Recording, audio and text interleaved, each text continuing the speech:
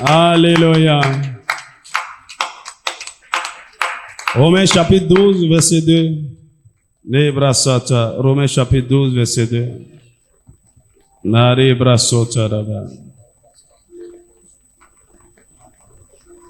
Ne vous conformez pas au siècle présent, mais soyez transformés par le renouvellement de l'intelligence, afin que vous discerniez quelle est la volonté de Dieu, ce qui est bon, agréable et parfait. Que Dieu bénisse sa parole. La dynamique de la transformation. Bien-aimé, est-ce que tu sais que Jésus ne revient pas pour une église vaincue, une église humiliée? Il revient chercher une église victorieuse, une église glorieuse.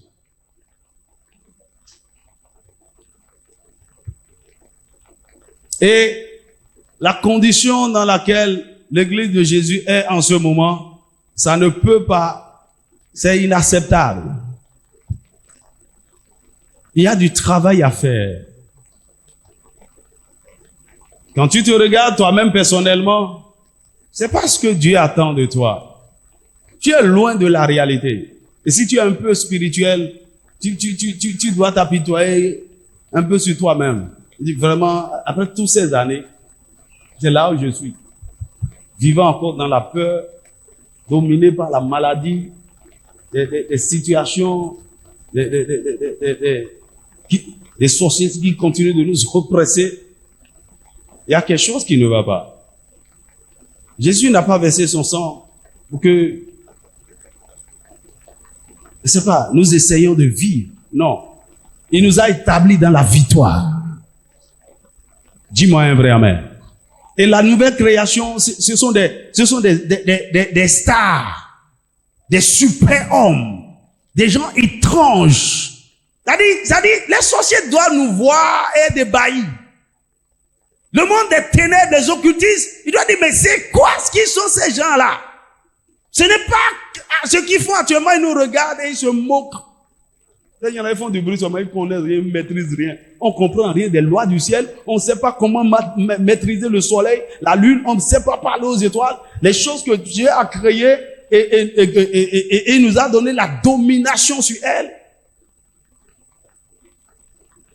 Et quand quelqu'un commence pas à rentrer un peu dans les mystères de l'esprit, il dit, fais attention, le pasteur là, il est entré dans quelque chose. Que le Saint-Esprit nous aide. Nous sommes des êtres surnaturels. Et on peut pas laisser les choses comme ça. Quand je lis la Bible, à la fin, tous les trônes, toutes les dominations, toutes les autorités, toutes les principautés se prosterneront devant l'agneau de Dieu.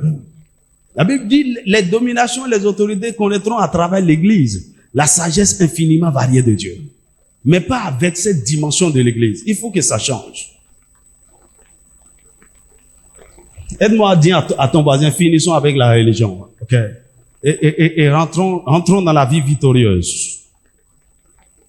Alléluia. Et là où je crois que nous avons failli, c'est à ce niveau. C'est à propos de ce sujet dont nous parlons. C'est par rapport à la transformation. Lorsque nous sommes venus au Seigneur, le travail qui devait être fait, vous savez, lorsque on initie quelqu'un à la sorcellerie, la personne rentre dans un système de préparation. Et au bout de quelques mois seulement, cet homme peut commencer par opérer. Lorsque nous venons au Seigneur, nous devons rentrer normalement aussi dans un système de préparation. Et normalement, si tout allait bien, 3 ans après notre conversion, Dieu pourrait nous utiliser déjà puissamment. Et qu'est-ce qui se passe? Et nous sommes dans la médiocrité, nous sommes limités, nous sommes ignorants. Il est temps qu'on se réveille. Satan nous a manipulés pendant longtemps, il nous a séduits et nous jouons son jeu. Il est temps que nous sortions de là. Que le Seigneur nous fasse grâce. Dis-moi un vrai amen. Aujourd'hui, je vais te parler des provisions divines pour une vie transformée. Alors, hier, nous étions en train de parler de la nécessité de la transformation. Et j'étais arrivé sur ce point que lorsque nous voulons avoir des relations fraternelles, des relations amicales avec d'autres frères, ou avec même des aînés, avec des pères, avec des mentors. En tout cas, pour avoir une vie relationnelle épanouie, y compris même dans le mariage, nous avons besoin d'être transformés.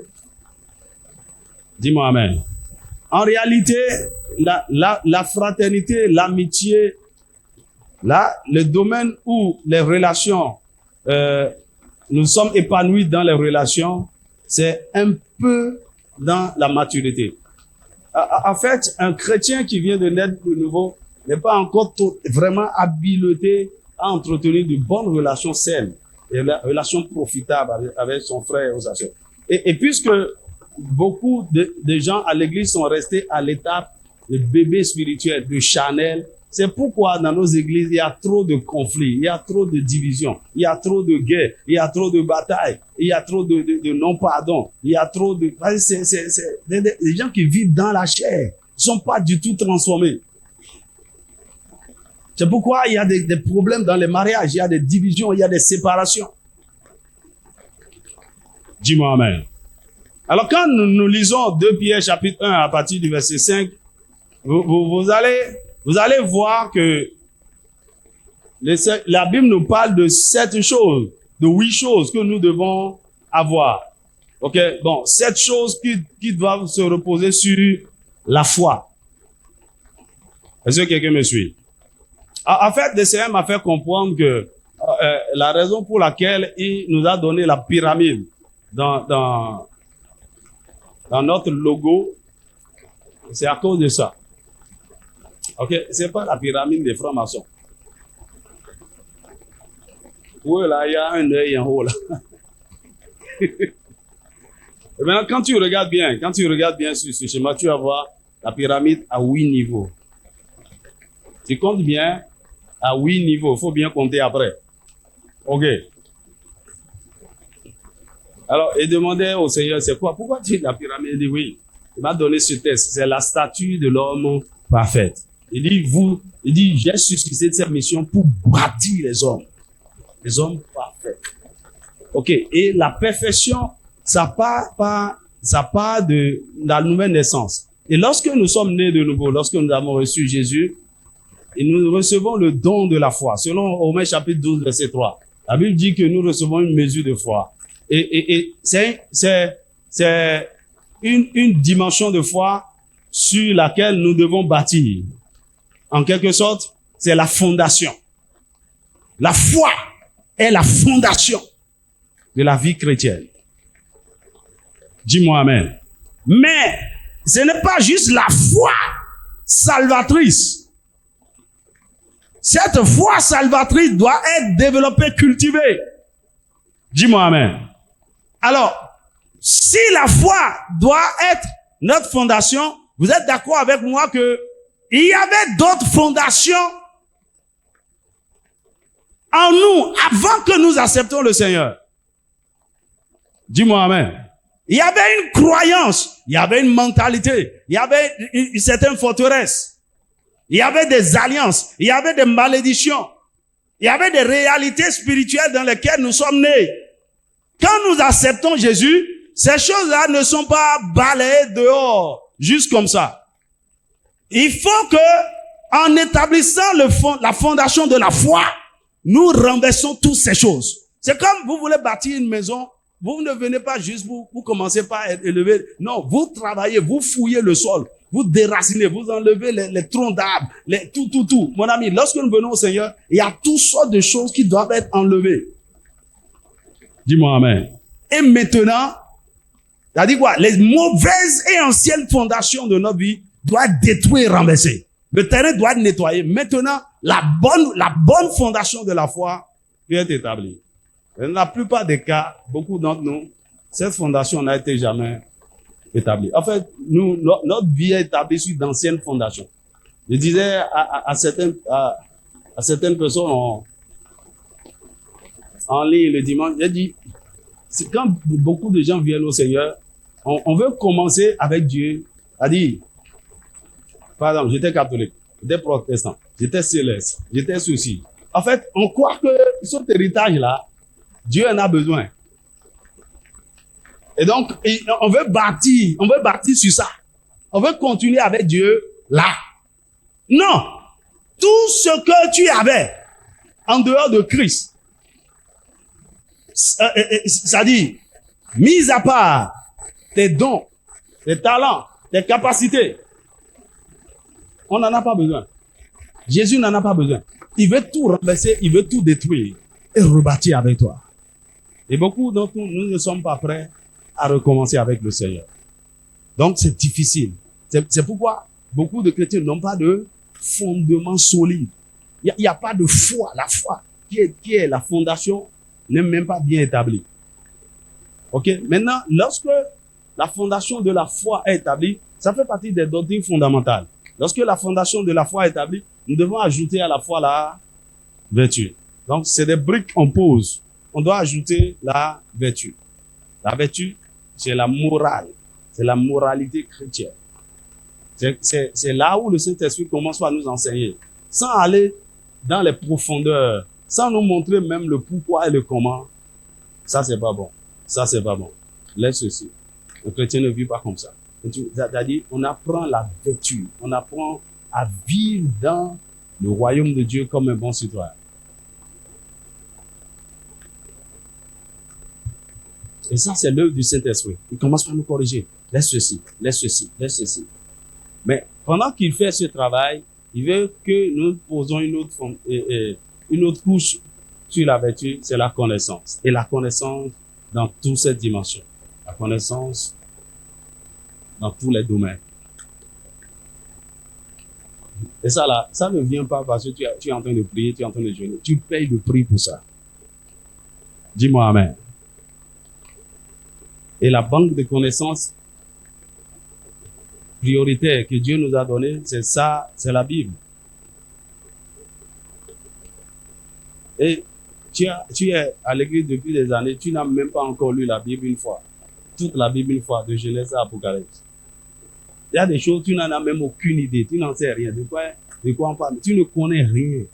La connaissance. Et quand il ne parle de connaissance, il ne s'agit pas de connaissance intellectuelle. Il ne s'agit pas de gnosis. Mon ami, tu dois aller dans les 3 ou 4 dimensions de la connaissance. Le gnosis, le pignosis, le gynosco et le quoi? Et diagnosis. La connaissance. Et pendant que tu es en train de faire ça, il y a une autre couche que le Seigneur t'amène à poser, la maîtrise de soi. Dis avec moi la maîtrise de soi. Pourquoi tu t'emportes si facilement? On te piétine un peu, on te pique un peu, c'est fini. Ça fait 3 jours de quoi? Ou bien 3 semaines d'absence. En grande église dans 3 semaines.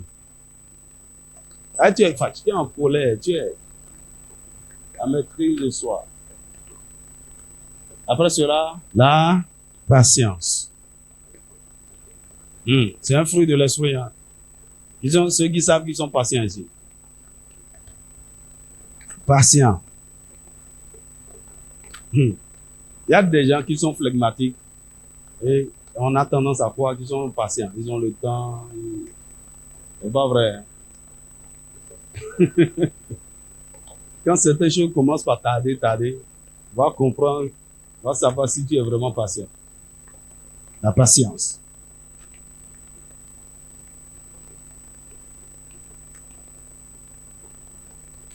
Après la patience, la piété.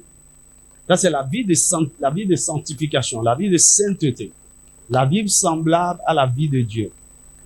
C'est-à-dire, dans la piété, vous fonctionnez comme Dieu. Vous faites ce que Dieu aurait pu faire. La piété. Et après la piété, c'est là même, on parle de l'amour fraternel.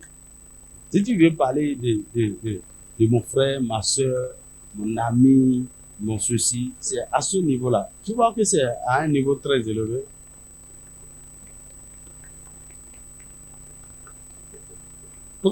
Pourquoi nos relations sont bizarres comme ça?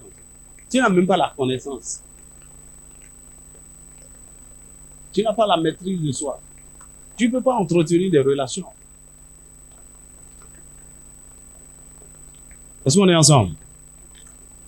Et quand tu entretiens tu arrives à avoir une bonne relation avec les frères, avec tout le monde. Tu arrives à, mon ami, tu passes au niveau suprême, au niveau de la divinité même, l'amour. Là, tu es devenu un homme parfait en Christ. En fait, donc, ces choses-là, on y arrive par le processus de la transformation. On passe par la foi. Et puis ça tourne. C'est une machine, ça tourne. Et quand ça tourne, il y a des choses qui entrent, il y a d'autres choses qui sortent. Il y a des choses qui entrent, il y a d'autres choses qui sortent. Tu vois, c'est comme, il y a des machines qui moissonnent le maïs. Il y a déjà vu ça. Ça prend le maïs avec tout. Et puis ça enlève la feuille et tout, ça égrène en même temps et ça jette les déchets. Il y a déjà vu ça une fois. Donc, il y a des choses qui entrent, il y a d'autres choses qui sortent, jusqu'à ce que tu parviennes à cette dimension de maturité. Que le Seigneur nous aide, qu'il nous donne la grâce. C'est pourquoi il dit, ce n'est pas un jeu d'enfant, c'est pas quelque chose que tu souhaites. Tu payes un prix pour ça. C'est pourquoi la Bible dit, faites tous vos efforts. Faites tous vos efforts pour ajouter. C'est un travail. Et là où l'église est passée à côté, on croit que Jésus a déjà tout fait par grâce. Nous sommes sauvés par grâce. Nous sommes bénis par grâce. Jésus, tu parles des choses, tu souhaites les choses. Ça ne se passe pas comme ça. Il y a des choses pour lesquelles nous travaillons avant de rentrer dedans. Dis-moi amen. Alors, les provisions divines pour une vie transformée. Alors, la première des choses que j'aimerais vous dire, c'est que le désir de Dieu, le dessein bienveillant de Dieu pour nous, c'est la rédemption et la restauration de tout notre être. C'est-à-dire le salut de tout notre être. Il veut que nous soyons sauvés. Et je vous ai dit hier, il s'agit du salut de notre esprit, du salut de notre âme et du salut de notre corps. Dis-moi amen. Et en langage théologique, et c'est dans la Bible, peut-être on aura le temps de revenir sur ça. En fait, c'est le salut de notre esprit que la Bible appelle la justification. Est-ce que tu me suis? C'est le salut de notre âme que la Bible appelle la sanctification. C'est le salut de notre corps que la Bible appelle la glorification. Maintenant, parmi ces trois saluts, il y a un qui vient exclusivement et essentiellement par la grâce. Nous ne faisons rien pour ça. Jésus a tout payé pour ça. Nous acceptons cela juste par la foi et nous sommes justifiés. La justification, c'est que Dieu nous déclare justes. Il pardonne nos péchés, nous sommes acquittés, il efface notre ardoise, nous devenons saints.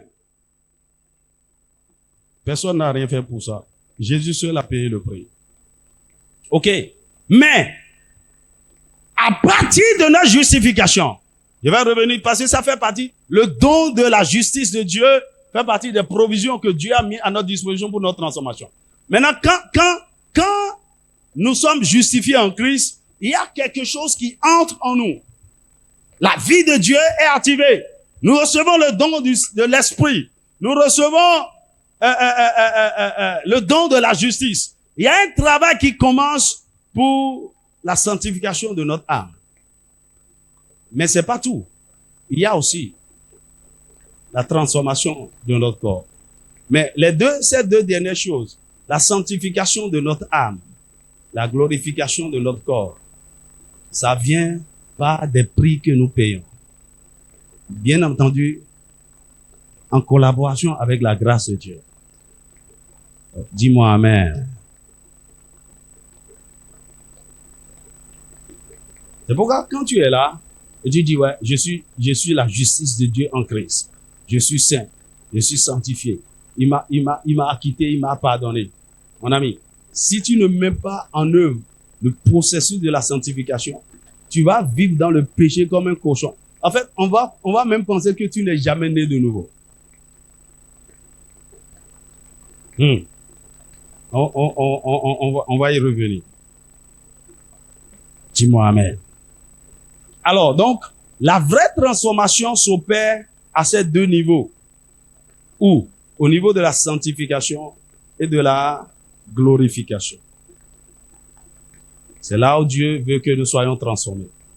Notre esprit n'a plus besoin de transformation. À la limite, il a besoin de purification. OK? Mais là où on a besoin de sanctification, c'est dans notre âme et dans notre corps. Dis-moi un vrai amen. Alors, je vais vous dire ceci. Est-ce que vous saviez que le premier Adam le premier Adam est différent du second Adam. Le premier Adam était une âme vivante. Le premier Adam vivait dans la dimension de l'âme. Dis-moi amen. Il a chuté et il a perverti tout dans la dimension de l'âme. C'est pourquoi la Bible appelle le second Adam un esprit vivifiant. Et l'esprit vivifiant est au-dessus de l'âme. Dis-moi amen. C'est pourquoi, pour restaurer ce que Adam a détruit, a perverti, le travail doit se faire dans la dimension de notre âme. À travers l'esprit vivifiant dans notre esprit. Dis-moi amen. OK. Mais au milieu de tout ça, c'est que il y a une bonne nouvelle. La bonne nouvelle, c'est quoi? Dieu, quand en nous disant, soyez transformés, il ne nous a pas laissé la liberté de nous débrouiller. Ah, Dieu a dit la Bible a dit d'être transformé. Hein. Comment il veut faire pour être transformé? Donc, chacun essaie de trouver les voies et moyens pour être transformé. Non, ce n'est pas comme ça. Donc, lorsque Dieu nous demande de faire quelque chose, c'est parce qu'il nous a déjà donné les provisions, les ressources, les capacités pour faire la chose. Dis-moi amen. Mais il y a quelque chose que nous devons découvrir. Quels sont les moyens que Dieu a déjà mis à notre disposition pour faire cette chose? Et pour être plus spécifique, qu'est-ce que Dieu a déjà mis à notre disposition pour que nos vies soient transformées? Donc, Dieu ne veut pas et ne nous ordonne pas seulement d'être transformés. Il a déjà mis à notre disposition toutes les provisions de base pour notre transformation. Alléluia. En fait, en vérité, Dieu nous voyait déjà dans notre état transformé à travers Christ, avant même la fondation du monde, avant même notre déformation et notre perversion. Est-ce que vous savez que Jésus était déjà immolé avant la fondation du monde? Suis-moi. Dieu savait que Adam allait chuter. Il savait que toute l'humanité allait tomber et allait devenir pécheresse. Et il avait déjà arrangé. Il avait prévu son plan. Il dit, Jésus, lorsque le moment viendra, toi tu vas mourir. D'ailleurs, on considère que tu es mort déjà. Donnez-moi Ephésiens chapitre 1, versets 4 et 5. En fait, quand Dieu te regarde là, il va te dire, la raison pour laquelle Dieu est patient envers toi, et il est derrière toi, il te fait la cour, quand tu tombes, il te relève. En réalité, ce que tu devrais être en lui, il voit ça. Dis-moi amen. Et ce chef-d'œuvre que tu devrais être est devant lui comme ça. Mais il te voit, toi, dans le monde actuel, couché là, dans ce péché, dans cette limitation, dans cette incapacité, en train de dire je ne peux pas, oh Seigneur vraiment, ma vie est confuse, tout est mélangé, on m'a abusé, je suis blessé, de quoi tu parles? Lève-toi! Éphésiens chapitre 4, et chapitre 1, verset 4 à 5. Il nous voyait déjà dans notre état transformé. Il dit, en lui, Dieu nous a élus avant la fondation du monde. Donc, il y a une élection. Il y a eu un choix avant la fondation du monde pour que nous soyons saints et irrépréhensibles devant lui. Il nous a élus pour que nous soyons saints et irrépréhensibles. Être saint et irrépréhensible, d'autres versions disent irréprochable, c'est être transformé. C'est parvenir à la perfection. Il dit, nous ayons prédestinés dans son amour à être ses enfants d'adoption par Jésus-Christ, selon le bon plaisir de sa volonté. C'est-à-dire dans sa souveraineté, il a déjà décidé. Il nous voyait déjà saints. Mais l'homme saint irréprochable, le voilà en train de forniquer. Et puis ça crée une confusion au ciel. Mais qu'est-ce qui ne va pas avec toi? Mais le Seigneur n'est pas découragé, parce qu'en réalité, si tu prends conscience, ce qu'il te faut pour te réveiller et parvenir à ton état réel, c'est déjà en toi. À moins que tu laisses Satan te vaincre. C'est pourquoi il dit 7 fois le juste tombe, mais pas l'Éternel le relève. Hein. Il se relève lui-même. Il se relève. Ce qu'il lui faut pour se relever, c'est en lui. Bon, quand tu vois quelqu'un tomber, fait truc là, je déprime, ma vie, je sais que ma vie ne peut pas changer. Mon ami, tu as accepté la défaite. Et c'est un acte de paresse. De paresse, de défaitisme, de méchanceté. Tu refuses de prier, tu refuses de payer le prix, tu refuses. En fait, tu prends plaisir dans ce péché-là. Tu aimes ça. Non, mais aucun enfant de Dieu peut être vaincu par un péché. Et puis, c'est ça qui dit, vraiment, je suis tombé encore. Mon ami, c'est à cause de ta faute. Pardon, écoute-moi bien. À la limite, il y a des gens qui arrivent à vivre une vie de sainteté et éviter certaines choses, non pas parce qu'ils ont le Saint-Esprit. Parce qu'ils ont décidé. À plus forte raison, toi, tu as l'Esprit de Dieu en toi et tu te comportes n'importe comment. Si c'est un problème spirituel, la Bible dit sur la montagne de Sion, il y aura la délivrance. Laisse-toi délivrer. Toi, tu ne veux même pas être délivré. Tu vois, donc ce que Dieu nous a donné la provision de faire, si nous nous voyons incapables de faire, ça veut dire qu'il y a une autre loi spirituelle qui nous dépasse et nous avons besoin d'aide.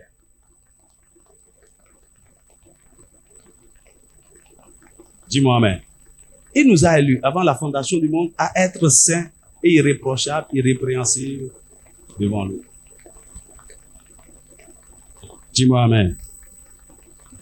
En réalité, c'est Dieu qui initie en nous le processus de la transformation et l'achève par le Saint-Esprit. Philippiens chapitre 1, verset 6. Philippiens chapitre 1, verset 6. Si on peut avoir ça dans d'autres versions, parole de vie au français courant, ou, non, faut laisser français courant. Si vous avez d'habit, semeur. Philippiens, chapitre 1, verset 6. Il dit, celui qui a commencé, étant assuré que de ceci même, David, que celui qui a commencé en vous une bonne œuvre, l'achèvera jusqu'au jour de Jésus-Christ. Donne-moi Louis II d'abord. Parole de vie. Ok. Je suis persuadé que celui qui a commencé en vous cette bonne œuvre la rendra parfaite pour le jour de Jésus-Christ. Dis-moi amen. Je suis sûr d'une chose. C'est l'apôtre Paul qui parle. Il dit, Dieu qui a commencé en vous un si bon travail va le continuer jusqu'au bout. Jusqu'au jour où le Christ Jésus viendra. Il a commencé quel travail?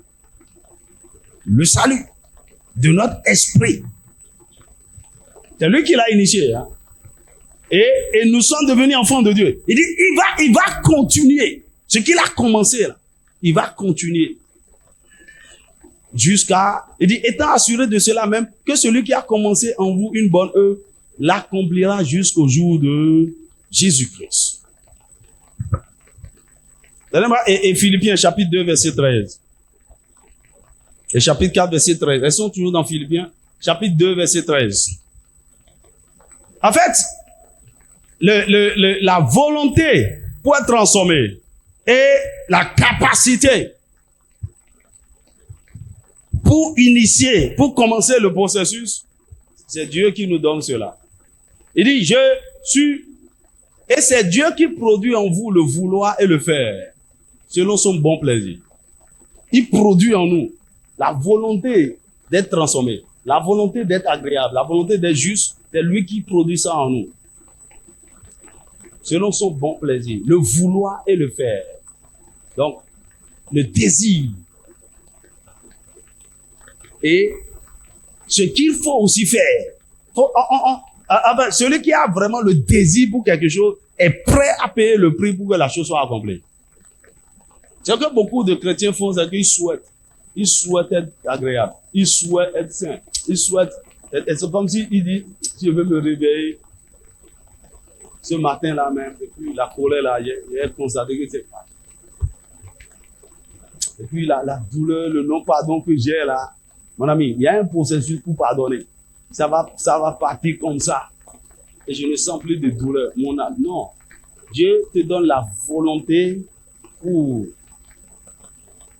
faire la chose et la capacité pour le faire. Le vouloir et le pouvoir. Dis-moi amen. Philippiens chapitre 4, verset 13. Il dit, je puis tout par celui qui me fortifie. Je peux m'engager dans le processus de transformation. Parce qu'il y a quelqu'un en moi qui me fortifie. Je puis tout. Et ce n'est rien d'autre que le Saint-Esprit. Je puis tout. Donne-moi Ésaïe chapitre 26, verset 12. Ésaïe chapitre 26, verset 12. Dis-moi un vrai amen. Ésaïe 26, verset 12. Il dit, Éternel, tu nous donnes la paix, car tout ce que nous faisons, c'est toi qui l'accomplis ou non. Tout ce que nous faisons.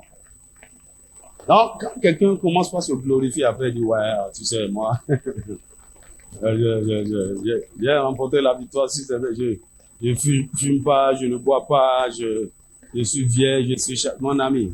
Ça, c'est la grâce de Dieu. Dis-moi amen. Et si tu te vois en train de faire certaines choses, de faire certaines prouesses de façon spirituelle, c'est pas humain. C'est pas humain, c'est divin. C'est surnaturel. Ça peut être quelque chose de banal pour toi. Et puis, il y a des gens, parce qu'ils ne comprennent pas comment ce truc-là marche, et parce que la grâce de Dieu les a saisis très tôt, même depuis leur enfance, pour avoir la crainte de Dieu et ne pas tomber dans certaines choses. Et ils sont étonnés de voir certaines personnes tomber dans certains péchés. Et souvent, c'est des gens qui ont l'esprit de justice, ils n'arrivent pas à supporter. Vous les gens. Il y a un pasteur comme ça. Il me dit, quand il entend les gens parler de l'amour de Dieu, de la bonté de Dieu, la miséricorde de Dieu, ça l'énerve. Il dit, les chrétiens aiment trop ça. Il faut leur parler de la colère de Dieu, de la justice de Dieu. Elle dit, mon ami, on a besoin qu'on nous parle de l'amour de Dieu, de la bonté de Dieu, de la miséricorde de Dieu. C'est Dieu qui produit en nous le vouloir et le faire. Mets ta main droite sur ta tête, dis Seigneur, dans le nom de Jésus. Par la puissance de ton esprit, active en moi le vouloir et le pouvoir pour la transformation. Dans le nom de Jésus. Alors donc, en nous donnant la capacité, en mettant en nous le vouloir et le pouvoir, c'est quoi? Il a déjà mis à notre disposition tout ce qu'il faut pour une vie transformée. Et je vais vous parler de 7 provisions divines pour une vie transformée. 7 provisions divines pour une vie transformée. Je vais les citer, on va parler d'une seule et rentrer. Première provision, c'est l'amour de Dieu. Dis avec moi l'amour de Dieu. Alors, toutes les provisions dont je vais parler, ça vient de Dieu. C'est pourquoi je parle de la provision divine. Dieu a tout arrangé. Ok, donc, Il a tout arrangé pour notre transformation. Donc, premièrement, l'amour de Dieu. Deuxièmement, la grâce de Dieu. Troisièmement, l'esprit de Dieu. Quatrièmement, la vie de Dieu. Cinquièmement, le don de la justice de Dieu. 6, l'image et la ressemblance de Dieu. 7, la parole de Dieu. Je reprends. 1, l'amour de Dieu. 2, la grâce de Dieu. 3, l'esprit de Dieu. 4, la vie de Dieu. 5, le don de la justice de Dieu. 6, l'image et la ressemblance de Dieu. 7, la parole de Dieu. En fait, notre transformation vient par une rencontre avec une ou plusieurs dimensions de Dieu. C'est-à-dire une ou plusieurs de cette provision. Dis-moi amen. Quelqu'un qui a une véritable rencontre avec l'amour de Dieu peut être transformé pour toujours. L'amour est une puissance redoutable qui transforme. En fait, c'est le moyen, le premier moyen. Écoute-moi bien. Lorsque vous voulez voir des enfants dociles, des enfants obéissants, bien éduqués, avec de bons caractères, avec de bons cœurs, il suffit juste de les élever dans un environnement d'amour. Dis-moi un vrai amen. Tu n'as pas besoin de « on ne fait pas ça, pourquoi tu fais ça ?» Mon ami, il n'y a pas l'amour dans le jeu là. Est-ce que quelqu'un me suit? Lorsque tu vois des gens rebelles comme toi actuellement là, tu es rebelle à l'autorité, rebelle à la parole de Dieu. Quand je parle là, de regarder. Mais ouais, j'ai dit à mon fils, il y a trop, ouais. Il y a des gens naturellement rebelles à toute autorité, à tout ce qui est homme. Si tu es garçon, il s'oppose à toi.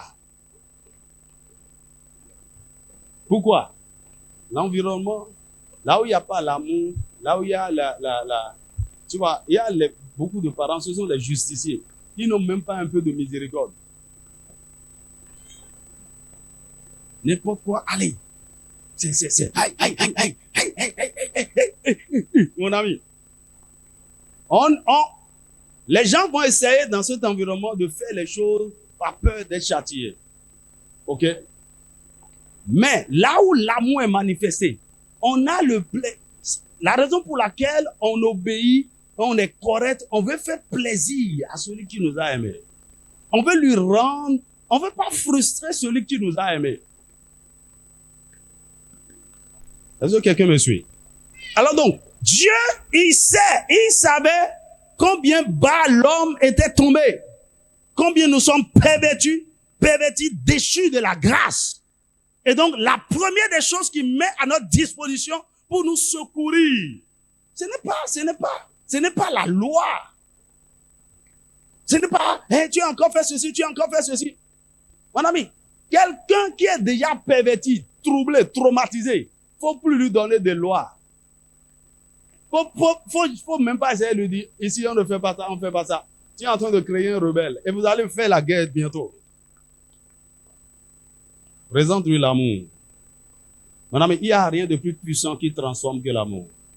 C'est pourquoi tu vas voir une femme. Elle a déjà battu tout le monde dans le quartier. Garçon, et les garçons me mettent proprement. On se demande, mais la fille là, vraiment, qui va la marier? Mais il y a un homme vraiment courageux qui l'a aimé comme ça. Et si cet homme est vraiment amoureux et lui donne de l'amour et sème de l'amour, c'est une affaire de temps. Cette femme sera totalement brisée. Dis-moi amen. Écoute, lorsque quelqu'un est agressif, quelqu'un est violent, quelqu'un est menaçant et tout, la réponse, faut pas lui répondre du tac au tac. Réponds-lui avec l'amour. Tu vas briser cet homme. Dis-moi amen. Dis avec moi l'amour de Dieu. Donnez-moi 1 Jean chapitre 4, verset 8 à 10. 1 Jean chapitre 4, verset 8 à 10. 1 Jean chapitre 4, Verset 8 à 10. On est ensemble? Alléluia. Il dit, celui qui n'aime pas n'a pas connu Dieu, car Dieu est amour. Dis avec moi, Dieu est amour. C'est pas qu'il a de l'amour, hein. Dieu est amour, c'est sa nature. Dieu est amour. Okay? Il dit, l'amour de Dieu a été manifesté envers nous en ce que Dieu a envoyé son Fils unique dans le monde afin que nous vivions par lui. Et cet amour consiste non point en ce que nous avons aimé Dieu, mais en ce qu'il nous a aimés et a envoyé son Fils comme victime expiatoire pour nos péchés. C'est pas que nous l'avons aimé. Il n'a pas attendu que nous l'aimons. Comme beaucoup de gens disent, ah, si tu m'aimes pas, je ne vais pas t'aimer. Tu m'aimes pas, ah, si je t'aime pas.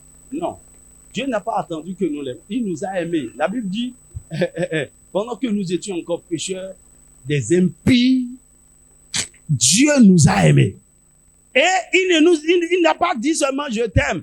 Il a prouvé cet amour en nous donnant ce qu'il a de plus cher, en sacrifiant son Fils unique, dans le seul but que nous soyons transformés.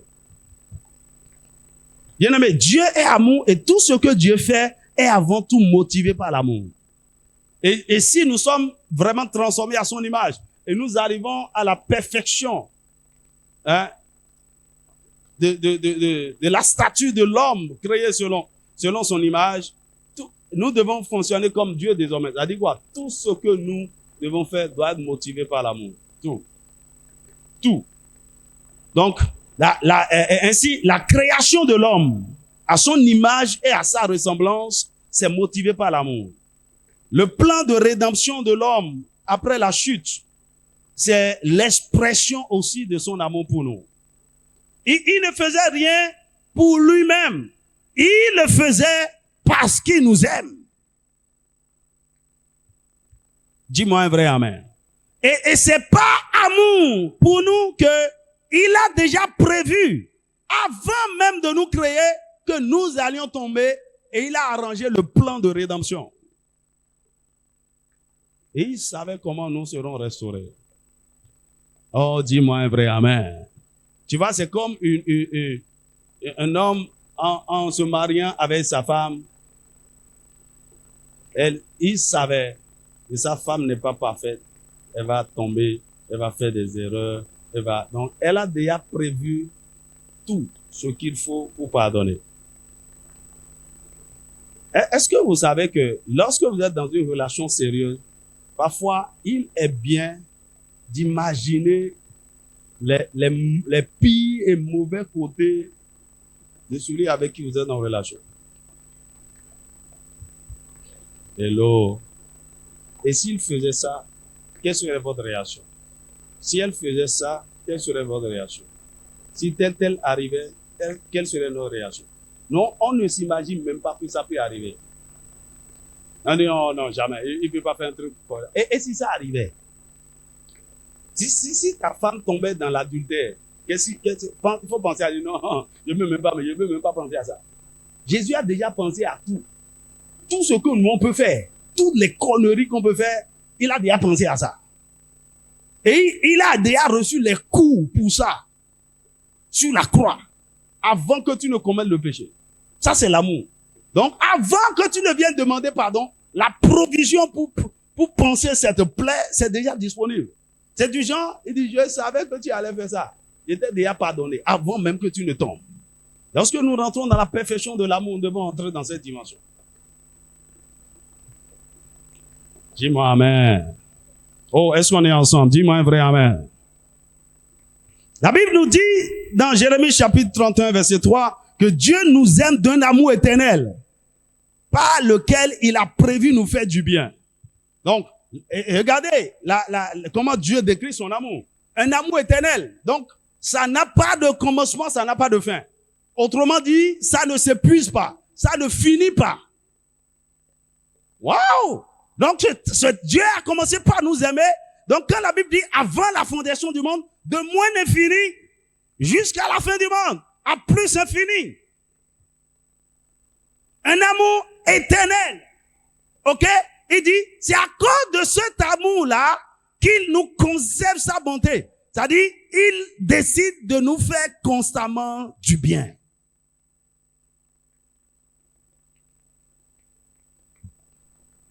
Donc, il n'y a rien que tu feras dans 20 ans. L'amour éternel a déjà couvert ça. Il n'y a rien que tu aies fait il y a 40 ans que l'amour ne peut pas. L'amour a déjà couvert ça. Dis-moi un vrai amen.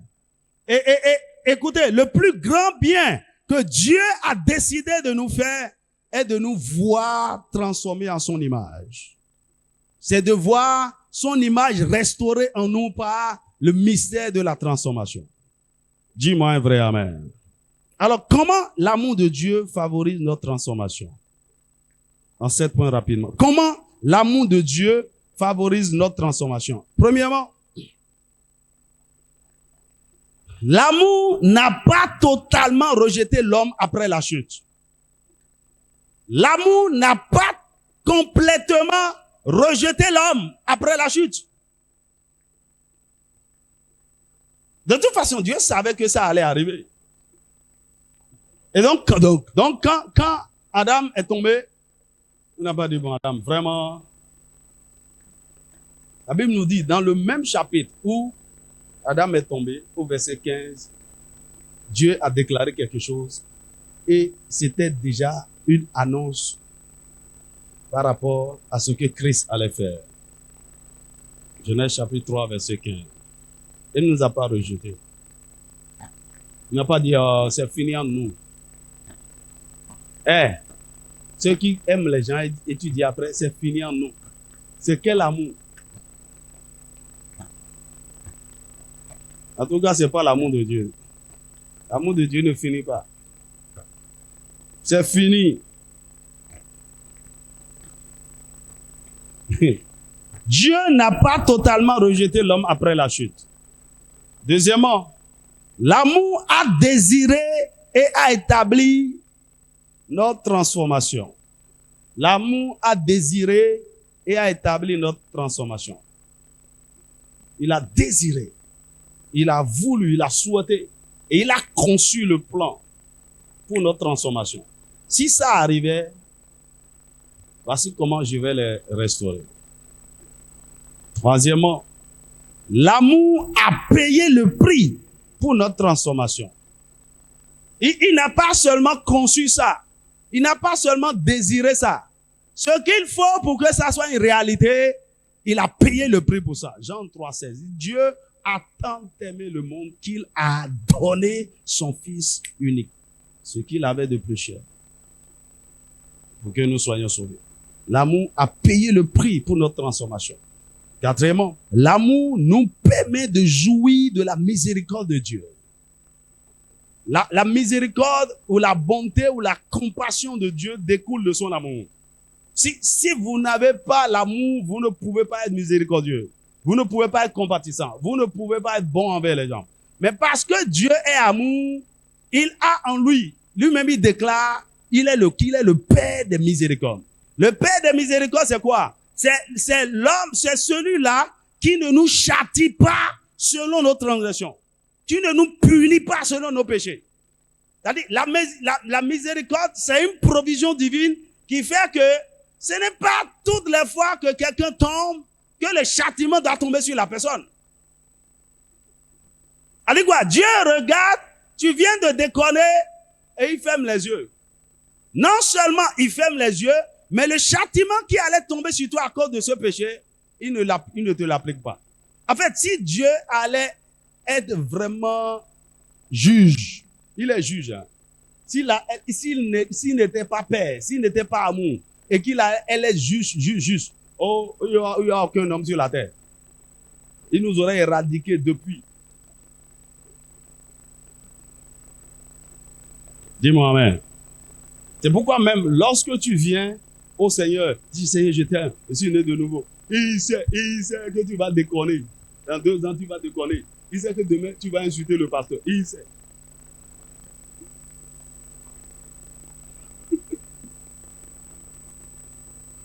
Et pendant qu'il est en train de parler, Dieu sera en train de le logner. Il sait. Il dit, mais dans son plan, il a dit, il y a proposé en moins, il y a proposé en moins. C'est les enfantillages, ma conflame l'eau.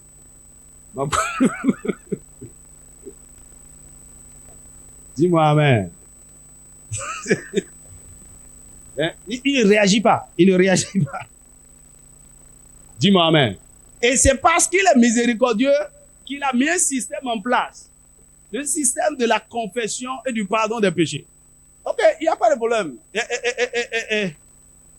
Je ne veux pas te détruire, mais je te donne une possibilité.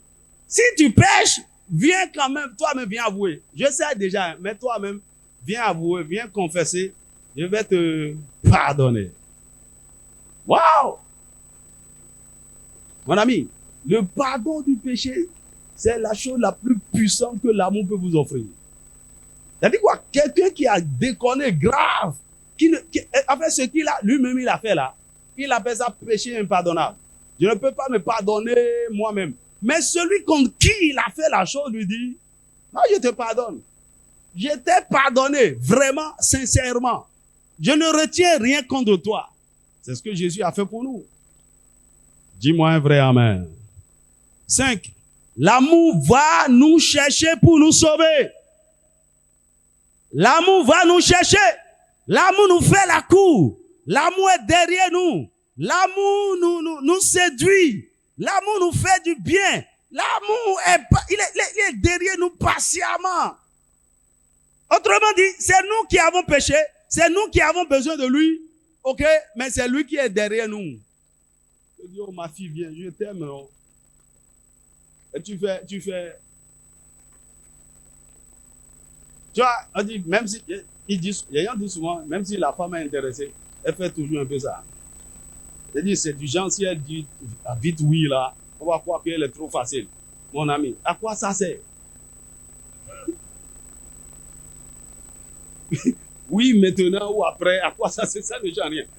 En fait, toi-même, tu perds du temps inutile. Et il y a beaucoup de choses que tu as déjà perdues pendant ces 3 mois où tu m'as mis en attente. Si tu dis oui en même temps, et on va avancer.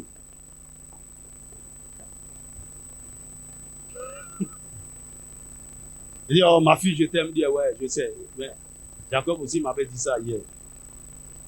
Même Satan m'a dit qu'il m'aime aussi. Il m'a même dit qu'il va me donner un gars choco. Il va me un chéquier. C'est mon chéquier, quoi. Donc, pendant que Dieu est en train de te chercher, son rival est en train de te faire la cour aussi. Et tu donnes des choses, tu donnes des choses, tu donnes des choses. Tu dis, ah, le gars, il est cool, il est bien, mais il est trop cool. C'est une femme qui dit à son mari, il dit, tu sais quel est le problème que j'ai avec toi? Tu aimes trop la paix, tu aimes trop la paix, tu aimes trop. N'importe quoi, tu es. C'est quoi ça? Hein? On me met un peu le feu dans la maison. Oh, que la maison bouge. Il y a des gens qui aiment ça. Hein? Qui est la guerre, qui est la tension, qui est. Il y a même des femmes qui aiment qu'on les batte. Que son mari lui fait l'amour violemment. Et la maison est en train de se couper. Mais tu es trop calme. Mon amour, l'amour est calme, l'amour est doux, l'amour est patient, l'amour, il est derrière toi, il n'est pas pressé. C'est que tous ceux qui sont en train de te faire des jeux de phare là, tu seras déçu après, tu reviendras à lui. Mais autant lui dire oui vite.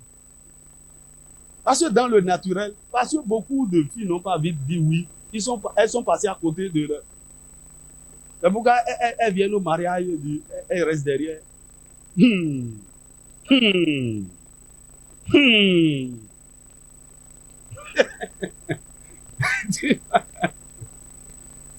Aide-moi à dire à ton voisin, il faut dire oui vite à l'amour.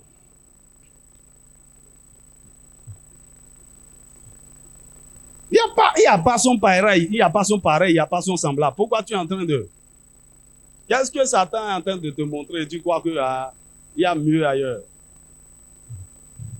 6. L'amour croit en notre transformation malgré les impossibilités ou les... Écoutez, il y a des gens, eux-mêmes ne croient même pas qu'ils peuvent changer. Ou bien tu regardes certaines personnes et tu dis non, celle-là. Il y a même des gens, quand tu les connaissais, hein, un jour tu les as vus à l'église, tu dis, non, celui-là ne peut pas être chrétien.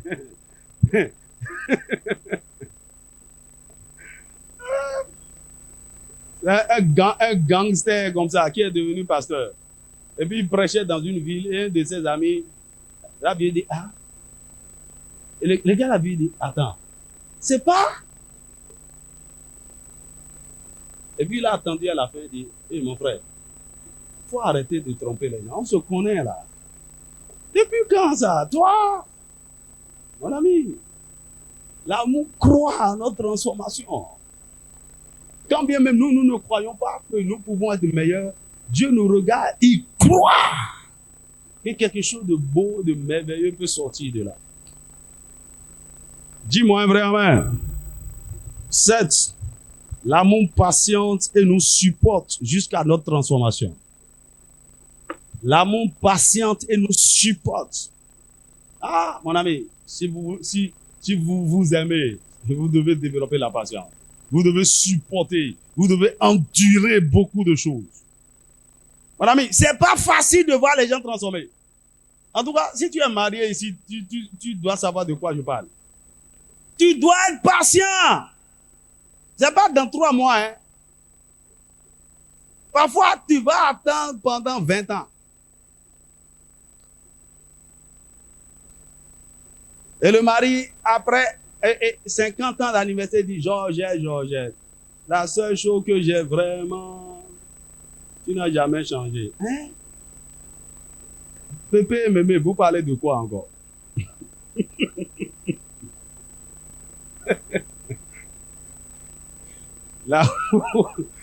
L'amour patient et supporte jusqu'à notre transformation. Dis-moi amen.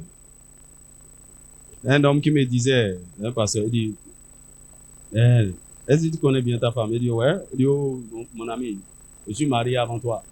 Personne ne connaît la femme. Tu ne la connais pas, hein? Un beau matin, tu vas la découvrir.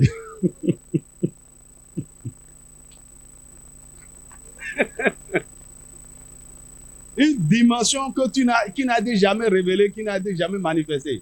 Tu dis, quoi? C'est quoi ça? Mon ami, l'amour a la provision pour tout ça là. Patience et l'amour patient supporte. 8. L'amour se répand dans notre cœur par le Saint-Esprit pour créer un environnement favorable pour la transformation. L'amour se répand. L'amour se sacrifie. Je dis l'amour se répand. C'est-à-dire quoi? L'amour se livre à nous. Il se sacrifie pour nous. Il crée l'environnement favorable dans notre cœur pour que, dans tous les cas, nous soyons transformés. Dis-moi amen. Alors, bien-aimés, la révélation de l'amour de Dieu pour nous est la force qui nous transforme. Elle nous donne la capacité d'honorer Dieu et de lui plaire. En fait, lorsque l'amour de Dieu vous touche réellement, vous êtes prêt à faire n'importe quoi pour ne plus retourner dans vos vomissures. Écoute-moi bien.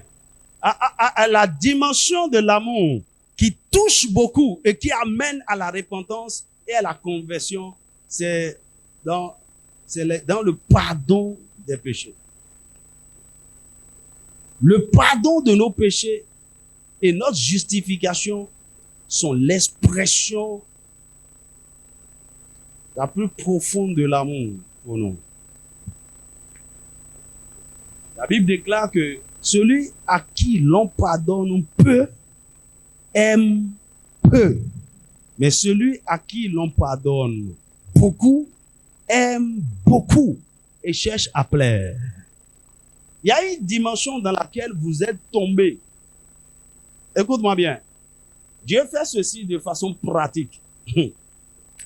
Il est en train de te corriger par rapport à un péché, à une situation, à une faiblesse. Laisse ça, ça va te rattraper, ça va faire ceci. Pendant que tu persistes, à un moment donné, il arrange une situation où ce péché-là va t'amener dans un problème grave. Il va t'exposer, il va créer une situation de honte, de confusion, où toi-même tu sais que tu es fini. Et c'est là même, pendant que tout le monde t'a abandonné et t'a laissé là, il vient maintenant dire, Mandoa est là. On est où maintenant? Mais je t'aime toujours, hein. Mais là, on aurait pu traiter cette affaire cachée. Mais je te pardonne. Je te restaure. Dis-moi amen. La honte, l'humiliation que tu as subie à travers cette expérience et le fait qu'on t'a donné encore une chance, si tu es censé, tu ne vas plus jamais tomber là. En fait, il y a quelque chose qui se passe en toi où tu n'as même plus besoin de Saint-Esprit. Tu es repenti. Montre-moi un homme qui est allé coucher avec la femme d'autrui et puis les deux sont coincés. Tu as déjà vu ça, non? Et puis c'est tout le monde on les a amenés. Il faut lui dire encore d'aller chercher la femme d'autrui. Dis-lui. Il est transformé pour toujours. La douleur va lui apprendre une leçon. Oh, c'est quoi? Ça vient de l'amour. Ce que tu veux pas là. Je te parle d'un mécanisme de Dieu. Ça va te transformer. La Bible parle de Luc chapitre 7, verset 36-50.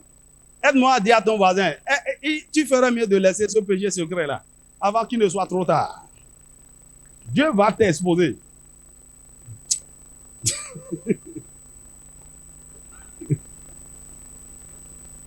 Luc chapitre 7, verset 36 à 50. C'est un long texte, mais j'aimerais qu'on lise rapidement. Luc chapitre 7, verset 36 à 50. La Bible dit, un pharisien pria Jésus de manger avec lui. Jésus entra dans la maison du pharisien et se mit à table. Et voici une femme pécheresse qui se trouvait dans la ville, ayant su qu'il était à table dans la maison du pharisien, apporta un vase d'albâtre plein de parfums. Il se tint derrière aux pieds de Jésus. Elle pleurait et bientôt elle lui mouilla les pieds de ses larmes, puis les essuya avec ses cheveux et les baisa et les oignit. Le pharisien qui l'avait invité, voyant cela, dit en lui-même, si cet homme était prophète, il connaîtrait qui et de quelle espèce est la femme qui le touche. Il connaîtrait que c'est une pécheresse. Tout le monde savait cette femme-là. Dans la ville, on la connaît. Mais pourquoi elle laisse Jésus? Jésus la laisse. Jésus prit la parole et lui dit, Simon, j'ai quelque chose à te dire. Maître, parle, répondit-il. Un créancier avait 2 débiteurs. L'un devait 500 deniers et l'autre 50. Comme il n'avait pas de quoi payer, il leur remit à tous 2 leurs dettes. Il leur remit. L'un devait 500 et le second 50. Il leur a remis la dette. Il a dit, bon, c'est bon, laissez tomber, vous ne devez plus rien. Il a dit, comme il n'avait pas de quoi payer, il leur remit la dette. Lequel l'aimera le plus? Lequel? Tu vas, dans ce genre de circonstances, tu regrettes de n'avoir pas. Nous donnions non, il y a quoi gagner.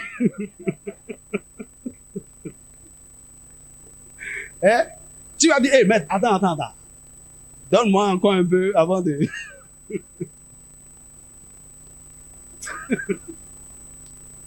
Oh, non.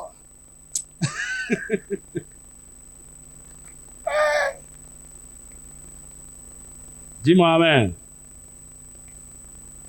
Simon répondit, celui, je pense, auquel il a le plus remis.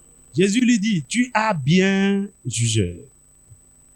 Puis, se tournant vers la femme, il dit à Simon, vois-tu cette femme? Je suis entré dans ta maison et tu ne m'as point donné d'eau pour laver mes pieds, Mais elle les a mouillés de ses larmes et les a essuyés avec ses cheveux. Tu ne m'as point donné de baiser, mais elle, depuis que je suis entré, elle n'a point cessé de me baiser les pieds. Tu n'as point versé d'huile sur ma tête, mais elle a versé du parfum sur mes pieds. Vous savez, tout ce que cette femme est en train de faire là, c'est ce qu'on appelle l'adoration. Un acte d'adoration profond. Tu vois, quand on dit d'adorer Dieu, tout dépend de comment vous savez Dieu vous a aimé et ce qu'il vous a pardonné. Regarde tout ce qu'elle faisait. Un parfum de grand prix brisé. Il dit, c'est pourquoi, je te le dis, ces nombreux péchés ont été pardonnés. Vous savez qu'elle est pécheresse, elle est plus pécheresse que tout le monde. Il dit, écoute, ces nombreux péchés ont été pardonnés, car elle a beaucoup aimé. Mais celui à qui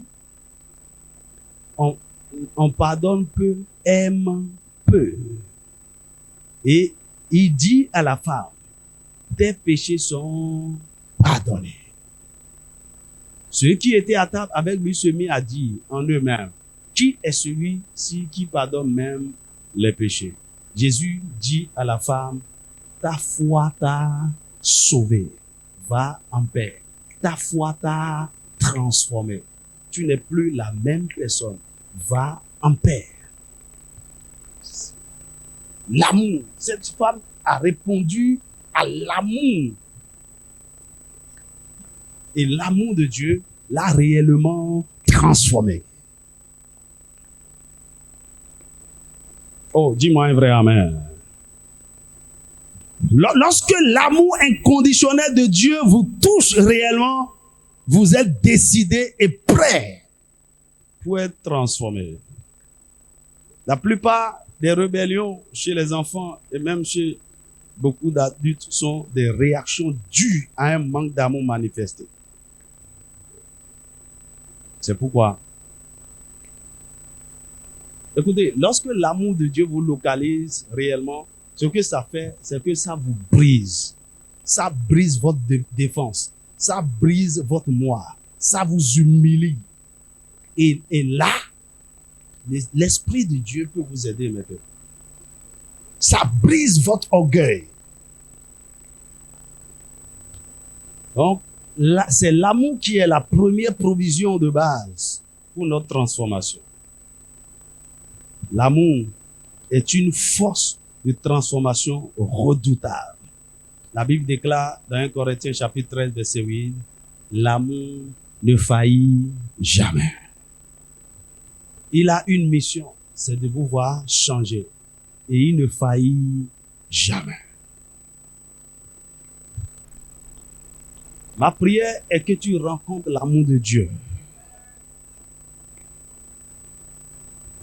Je t'assure, lorsque tu rencontres vraiment l'amour de Dieu, tu as honte.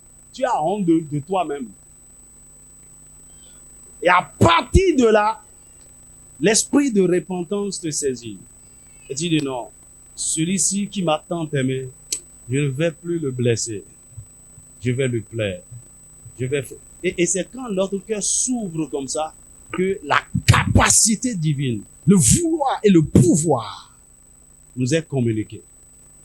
Tu vois, ceux qui n'arrivent pas à être transformés, c'est ceux qui ont le cœur dur. Et donc, l'amour de Dieu n'arrive pas à les pénétrer. Ils sont insensibles à l'amour de Dieu. Ils sont insensibles. Parle de l'amour de Dieu. Que l'amour de Dieu se manifeste dans un... Ils sont insensibles.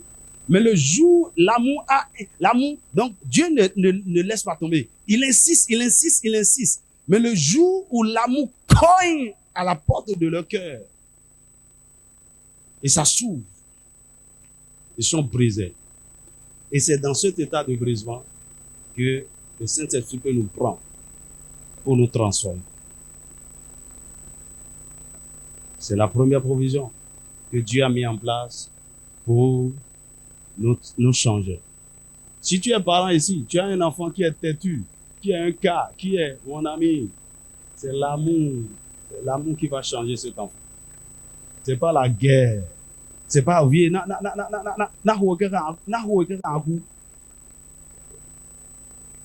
Il y a même des enfants. Tu vas me taper, non? C'est lui-même qui t'amène la chicotte.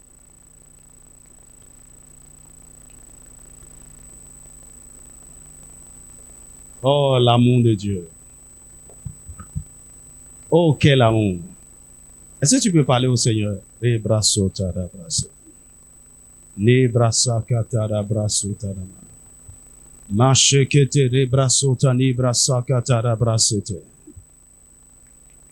Oh, quel amour, oh, quel amour, oh, quel amour, oh, quel amour, oh, quel amour, oh, quel amour. Quel amour! Quel amour le Père nous a manifesté en Christ Jésus. En nous donnant ce qu'il a de plus cher. Oh, quel amour!